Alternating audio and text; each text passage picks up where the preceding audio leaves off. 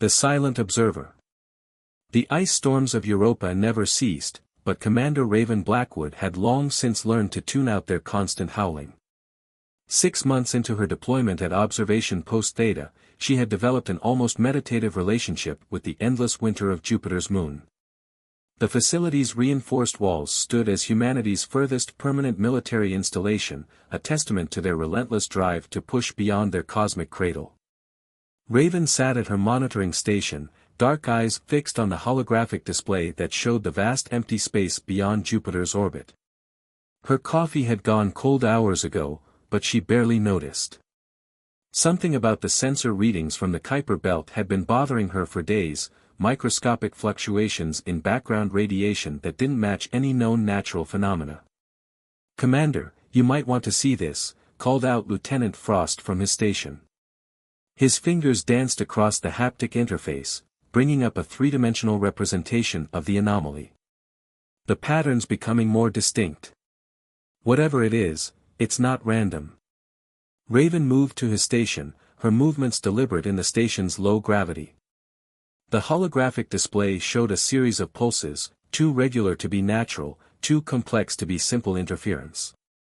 "How long has this pattern been repeating?" "First noticed it 72 hours ago, but it was too faint to be certain." "Now." Frost trailed off as new data streamed in. "It's getting stronger." The command center fell silent as other operators began picking up similar readings. Raven felt the weight of command settle more heavily on her shoulders. They had trained for first contact scenarios, but all their simulations had assumed it would happen near Earth, not out here on the fringes of explored space. "Run it through the xenolinguistic database," she ordered, though she already suspected the result. This wasn't an attempt at communication, it was leakage from some kind of propulsion system. Something big was moving through the outer solar system, trying to stay hidden but failing to completely mask its presence.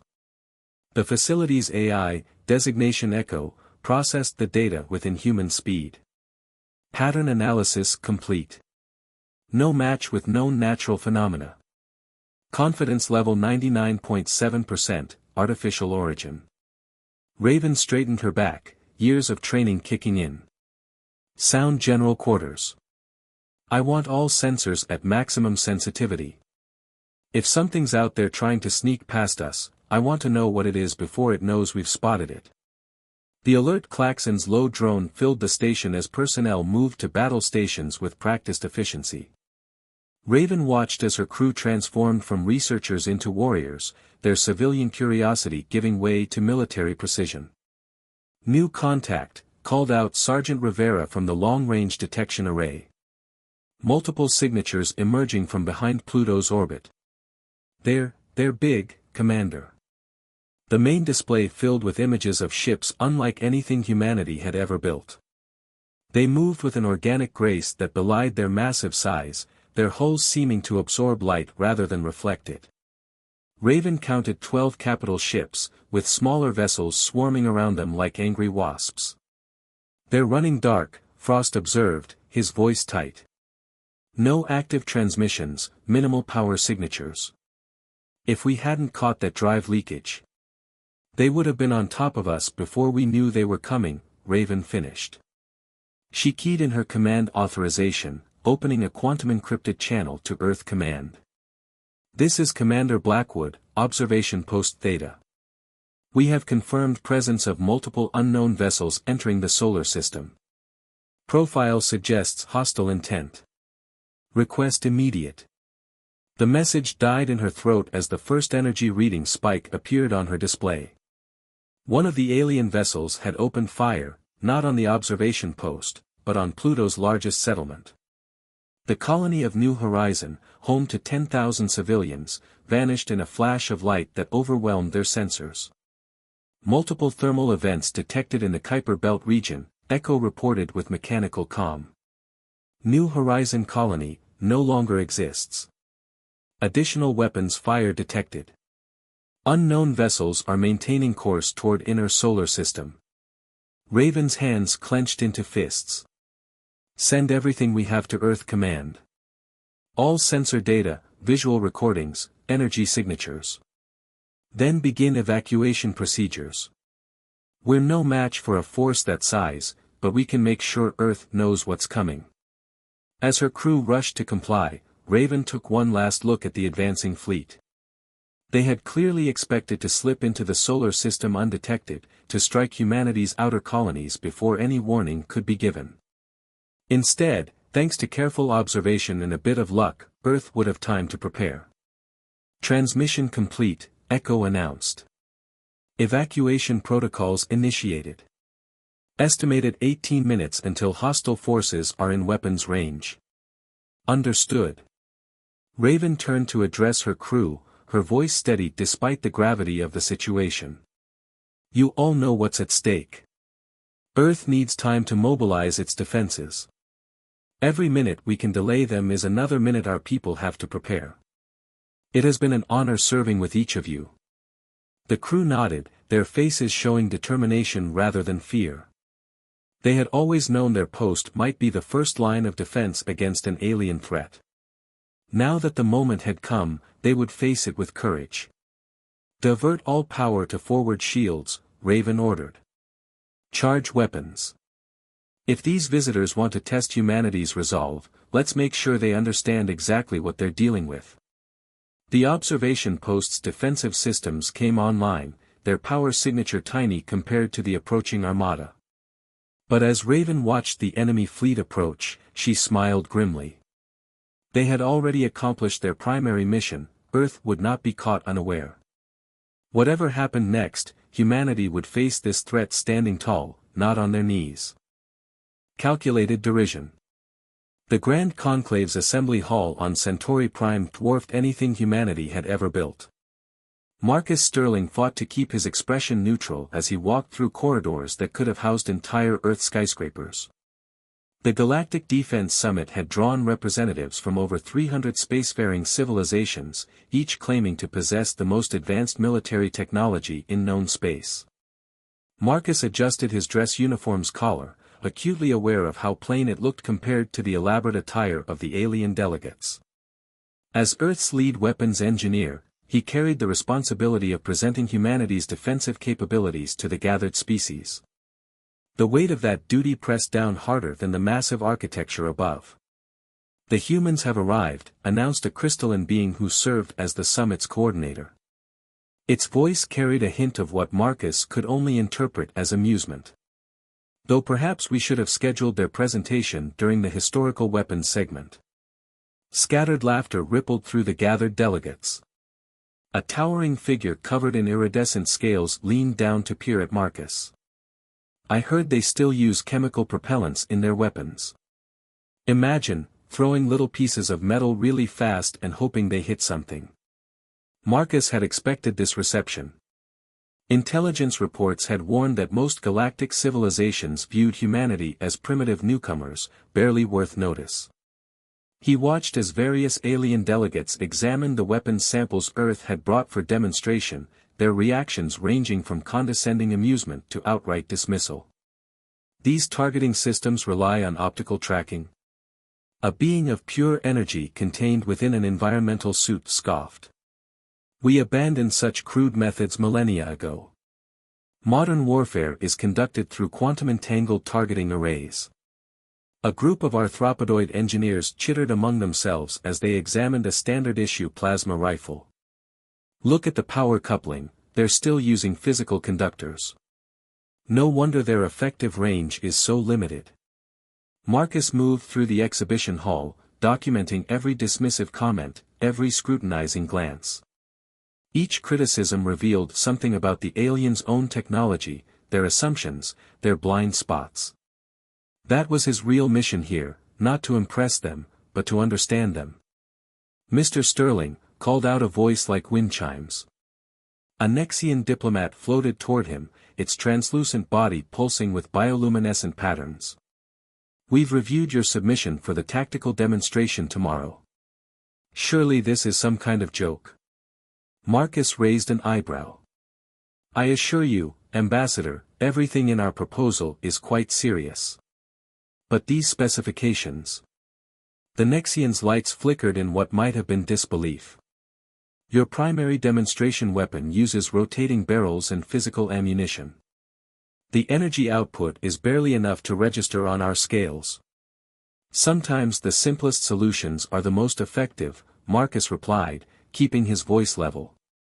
We look forward to showing you how humanity approaches the challenges of modern warfare. The Nexian's dismissive gesture needed no translation. The Piraxian Empire's recent aggression has the galaxy on edge, Mr. Sterling. We need serious defensive innovations, not museum pieces. Perhaps you should observe tomorrow's demonstrations from the audience instead. Learn how real weapons function in this era. Marcus watched the diplomat drift away, its body throwing rainbow refractions across the polished floor. He pulled out his data pad and made another note. The Nexians' energy-based technology was impressive, but their reliance on it had left them vulnerable to certain fundamental principles of physics, principles humanity had never abandoned. A commotion near the main stage drew his attention. The Piraxian delegation had arrived, their biomechanical armor making them look more like living weapons than diplomats. Their recent attacks on outer colony worlds had sparked this summit, though few knew of their failed attempt to infiltrate the Sol system. Ah, the humans send their primitive toys to play with the adults, rumbled the Piraxian weapons master, his cybernetic eyes scanning the Earth delegation with obvious disdain. How charming. Marcus stepped forward, meeting that augmented gaze without flinching. We're all here to learn from each other, aren't we? Tomorrow's demonstration should be educational for everyone involved. The Piraxian's laugh sounded like grinding metal. Education is for species still climbing out of their gravity wells, little human. Tomorrow will simply confirm what we already know, your kind has no place in modern galactic warfare. As the Piraxian delegation moved on, Marcus allowed himself a small smile. He sent an encrypted message to his team, they're all responding exactly as predicted. Prepare the demonstration exactly as planned. Let them keep underestimating us. The rest of the day passed in a blur of technical presentations. Marcus watched as species after species showed off weapons that bent space, shattered physics, and rewrote reality itself. Each presentation was more spectacular than the last, each delegate more certain of their technological superiority. None of them seemed to notice that humanity's representatives spent more time taking notes than showing off their own technology. None of them questioned why Earth's delegation seemed so calm in the face of their obvious technological disadvantage. And none of them realized that every dismissive comment, every mock, every demonstration of their advanced technology was giving humanity exactly what they needed, intelligence. As the first day of the summit drew to a close, Marcus made his final preparations for tomorrow's demonstration. Let them laugh. Let them mock. Let them dismiss humanity's primitive approach to warfare. Tomorrow, they would learn what humanity had known for millennia. True innovation isn't about having the most advanced technology. It's about understanding how to use what you have in ways your opponent never expects. Status report, he sub-vocalized into his neural link. All systems prepared, came the quiet response. Test firing successful. Safety protocols verified. We're ready to proceed with Operation Thunderclap. Marcus nodded to himself as he headed back to the Earth delegation's quarters. Tomorrow would change everything. The galaxy thought they were getting a quaint demonstration of obsolete human weapons. Instead, they were about to learn why underestimating humanity was the last mistake so many species had ever made. Thunder's echo. Lieutenant Dominique Thorne stood backstage at the demonstration arena, her dark eyes fixed on the holographic countdown timer. The massive chamber could hold a small city, its walls lined with every known type of defensive shielding in the galaxy. Each previous demonstration had left those defenses unmarked, the energy weapons dissipating harmlessly against their surface. 2 minutes to presentation, whispered the AI assistant in her ear. The audience is at maximum capacity. All 17 layers of defensive shields are active. Dominique ran her hand along the smooth surface of what looked like an ordinary shipping container. Inside lay humanity's response to the technological superiority they'd witnessed over the past day. The container's mundane appearance had drawn sneers from passing alien delegates, who assumed it held more primitive projectile weapons. "Final systems check," she subvocalized. "Status on Project Resonance." Marcus Sterling's voice came through her neural link, calm and confident. "All frequencies mapped and analyzed. Every shield demonstration yesterday gave us exactly what we needed. They're not going to know what hit them." The presentation before theirs concluded with a display of antimatter manipulation that drew gasps and applause from the assembled delegates. Dominique watched the Mertadian representative bow, his crystalline form catching the light as he left the stage. "And now," announced the summit coordinator, unable to completely hide the condescension in its harmonic voice, "we welcome our colleagues from Earth, who wish to demonstrate their approach to modern defense technology." The applause was polite but brief. Dominique stepped onto the stage, the container floating silently behind her on its gravity pad. She could feel the dismissive stares, sensed the barely concealed amusement from the assembled galactic powers. "Distinguished delegates," she began, her voice clear and strong. "Yesterday, we witnessed incredible achievements in energy manipulation, quantum engineering, and spatial distortion. Today, we'd like to show you something different, something that draws on principles your civilizations may have forgotten." She placed her hand on the container's surface, and it dissolved, revealing what appeared to be a simple array of cylindrical devices. The audience's reaction was immediate and predictable, confusion mixed with derision. "Are those acoustic resonators?" called out a Valkyrian scientist, their tentacles writhing with amusement. "Have they brought musical instruments to a weapons demonstration?" Dominique smiled. "In a manner of speaking. We've noticed that advanced shield technology relies on complex energy harmonics, layers of frequencies working in concert to deflect or absorb incoming attacks. Our research suggested that these frequencies, while incredibly sophisticated, follow certain universal patterns." She gestured, and the devices rose into the air, arranging themselves in a precise geometric pattern.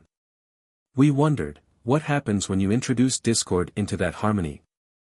Before anyone could respond, she activated the array. At first, nothing seemed to happen. The devices hummed quietly, producing frequencies that barely registered to most species' auditory organs. The alien delegates began to shift restlessly, some already standing to leave. Then the first shield layer flickered. A murmur ran through the crowd as the massive defensive barrier, capable of withstanding direct hits from plasma cannons, began to vibrate visibly. The second layer followed, then the third, each beginning to resonate at frequencies that clashed with their normal operational parameters. "Impossible," breathed a Nexian engineer, their bioluminescence pulsing with agitation. "They're using sound waves to disrupt shield harmonics. But the power requirements alone." Dominique's smile widened. "That's the beauty of resonance. It doesn't require overwhelming force. It just requires understanding the natural frequencies of a system, and knowing exactly where to push." The demonstration reached its crescendo as all 17 layers of shields began to shake violently, their energy patterns disrupted by what appeared to be nothing more than sophisticated sound waves. Then, with a sound like shattering glass amplified 1,000 times, every shield collapsed simultaneously. The silence that followed was absolute. "This is just one application of our resonance technology," Dominique continued into the stunned quiet. "We've developed similar principles for disrupting energy weapons, defeating cloaking systems, and penetrating quantum barriers. All using technology that most of you considered obsolete." She could see the implications hitting home. Every species present had invested heavily in energy shields, counting on them as their primary defense. None had considered that such sophisticated technology could be defeated by something as basic as calculated vibrations. The Piraxian delegation stirred uneasily, their biomechanical armor suddenly looking less impressive. Their weapons master leaned forward, cybernetic eyes narrowing as he reassessed the human threat. "Of course," Dominique added, her tone deliberately casual, "This is just one of several new defensive innovations we've developed. We look forward to sharing more during tomorrow's tactical exercises." As she left the stage, the silence gave way to urgent whispers. Species that had dismissed humanity hours ago were now frantically analyzing the implications of what they'd witnessed. The galaxy's power balance had just shifted, and everyone knew it. Marcus met her backstage, his expression satisfied. "They're already trying to scan the devices, figure out how they work. But they're looking for complex technology, quantum mechanics, exotic particles. While the real secret is understanding fundamentals they've forgotten," Dominique finished. "Simple physics, applied creatively. How long until they realize?" "Long enough," Marcus replied. "The Pyraxians are already modifying their attack plans. They think they need to strike before we can deploy this technology widely." Dominique's expression hardened. "Then they've learned the wrong lesson. This wasn't a warning, it was bait. And they're about to bite." Pride's fall. The attack came during the summit's midnight cycle. The Pyraxian warships dropped their cloaking fields simultaneously, their biomechanical hulls gleaming in the light of Centauri Prime's 3 moons. Alarm klaxons shattered the night's peace as the massive invasion fleet revealed itself. Security Chief Zara Patel stood in the summit's command center, watching as hundreds of Pyraxian vessels materialized around the planet. Her expression remained calm even as alien delegates rushed about in panic, their earlier bravado replaced by fear. "Multiple hostile contacts," reported the station's AI. "Detecting energy signatures consistent with Pyraxian dreadnoughts. Their weapons are charging." The Pyraxian commander's image appeared on the main screen, his cybernetic implants glowing with malicious intent. "Your demonstration yesterday was impressive, humans. Too impressive to allow you time to develop further. Surrender now, and we may spare some of your species for study." Zara's response was to key in a series of commands on her console. "Interesting proposal. We have a counteroffer." She nodded to Marcus Sterling, who stood ready at his station. "Operation Thunderclap is go," Marcus announced. "All units, execute contingency echo." What happened next would be discussed in military academies across the galaxy for centuries to come. From hidden positions around the planet, dozens of seemingly innocuous transport ships shed their civilian disguises. The vessels that emerged bore no resemblance to the sleek energy weapons platforms favored by advanced civilizations. Instead, they bristled with what appeared to be crude projectile weapons, railguns, coilguns, and massive rotary cannons. Weapons that the Pyraxians, like every other advanced species, had dismissed as obsolete.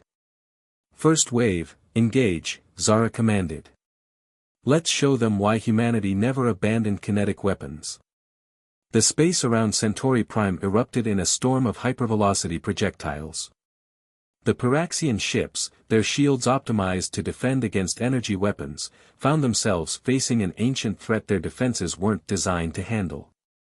Tungsten rods accelerated to relativistic speeds tore through their advanced shields as if they weren't there. Rotary cannons spewed clouds of self-guiding projectiles that sought out weak points in their biomechanical armor. Each impact carried enough kinetic energy to rival small nuclear detonations. "Impossible," the Pyraxian commander snarled. "These are primitive weapons. Our shields should stop them." Zara interrupted. "Like the demonstration shields yesterday? We spent the entire summit watching you showcase your defensive technology. Every species here was so eager to prove their superiority that they gave us exactly what we needed, detailed data on how your shields work. The battle in space became a brutal lesson in physics. Pyraxian ships, accustomed to elegant energy weapon duels, found themselves fighting an enemy that attacked with the raw fury of acceleration and mass. Their sophisticated targeting systems, designed to track energy signatures, struggled to lock onto simple projectiles moving at relativistic speeds. "Second wave, deploy resonance warheads," Marcus ordered. The devices they'd demonstrated yesterday launched from Earth's ships, but now they carried a deadly addition. As they disrupted the Pyraxian shields, clouds of smart shrapnel followed, tearing through the exposed ships with devastating efficiency. In the command center, alien delegates watched in stunned silence as humanity's primitive weapons systematically dismantled one of the galaxy's most feared military powers. The Pyraxian fleet, which had expected an easy victory over an inferior species, was being torn apart by technology they had mocked mere hours ago. "You don't understand," Zara addressed the Pyraxian commander, whose image now flickered with interference from battle damage. "Humanity never stopped developing kinetic weapons. While you were all focusing on ever more exotic energy weapons, we were perfecting the art of throwing rocks really, really well." A Pyraxian dreadnought exploded spectacularly as a salvo of railgun rounds punched through its reactor core. The sight of their flagship dying to primitive weapons seemed to break something in the Pyraxian resolve. "All ships, full retreat," the commander ordered, his voice heavy with disbelief. "Fall back to secondary positions." But retreat proved as difficult as attack. Earth's ships had positioned themselves in a three-dimensional killing field, their weapons covering every possible escape vector. The Pyraxians found themselves caught in a web of overlapping fields of fire, each escape route covered by weapons their advanced technology couldn't easily detect or deflect. "Your ships are impressive," Zara continued, her voice carrying no triumph, only certainty. "Your energy weapons are beyond anything we can currently produce. But you forgot something fundamental: in space, kinetic energy is the great equalizer. A simple rock moving fast enough hits harder than any plasma bolt." The battle lasted less than an hour. When it ended, the mighty Pyraxian fleet was in ruins, their surviving ships fleeing in disarray. The space around Centauri Prime was littered with the debris of their hubris, their advanced technology defeated by principles of physics they had considered beneath their notice. In the summit's command center, the alien delegates looked at their human counterparts with new eyes. The species they had dismissed as primitive now stood revealed as patient strategists who had turned their perceived weakness into an overwhelming strength. "The tactical exercise portion of the summit will be delayed for debris cleanup," Zara announced to the stunned audience. "In the meantime, we invite any interested parties to discuss mutual defense agreements. After all, we humans believe in sharing our knowledge, even the simple stuff." Respect earned. The Galactic Council chamber had never felt so silent. 7 days after the Battle of Centauri Prime, Captain Jean Park stood before the assembled species, her scarred dress uniform a stark contrast to their ornate attire. Behind her, tactical displays showed the devastating efficiency of humanity's primitive weapons against the Pyraxian fleet. "Your victory was instructive," the Nexian High Speaker's bioluminescence pulsed with unease. "A fleet of advanced warships, defeated by projectile weapons we dismissed centuries ago." "Not just defeated," the Valkyrian Warmaster interrupted, tactical tentacles twitching. "Systematically destroyed. My analysis suggests you knew exactly how our shields would fail." Jean activated a holographic display showing shield harmonics. "Every mock demonstration, every dismissive comment gave us data. You showed us your defenses, certain they were impenetrable. We showed you our weapons, knowing you'd underestimate them." The Crexian ambassador's crystalline form dimmed. "The implications are disturbing. If simple kinetic weapons can bypass our most advanced shields, then we all have something to learn," Jean finished. "Humanity doesn't want dominance. We want partnership. Your energy weapons combined with our kinetic innovation. Your quantum targeting adapted to physical projectiles. Together, we could revolutionize defense." A new signal lit up her neural link. Commander Blackwood's voice came through, Pyraxian remnants detected in the Carina sector. "They're adapting their shields." "Good," Jean responded silently. "Let them adapt. We will too." She addressed the council again. The Pyraxians attacked because they feared sharing power. They proved our point: isolation breeds vulnerability. We propose opening the Galactic Defense Initiative to all species, including those currently deemed primitive. The chamber erupted in debate, but Jean noticed a crucial difference. The mockery was gone, replaced by genuine discussion. Species that had sneered at outdated technology were now re-examining abandoned research paths. Your proposal has merit, the Nexian High Speaker conceded. But tell us honestly, how long have you been planning this? Jin's smile was sharp as a railgun round. Since our first contact. We knew we couldn't match your energy weapons, so we perfected what we had. Every dismissal, every condescending lecture about proper warfare, you taught us exactly how to defeat you. The silence that followed carried weight. Humanity had earned their place among the stars not through technological supremacy, but by mastering fundamentals others had forgotten. As discussions of joint military programs began, Jean knew the galaxy would never be the same. The age of technological arrogance was ending. In its place, a new era of innovation emerged, one that recognized wisdom could be found in both the future and the past.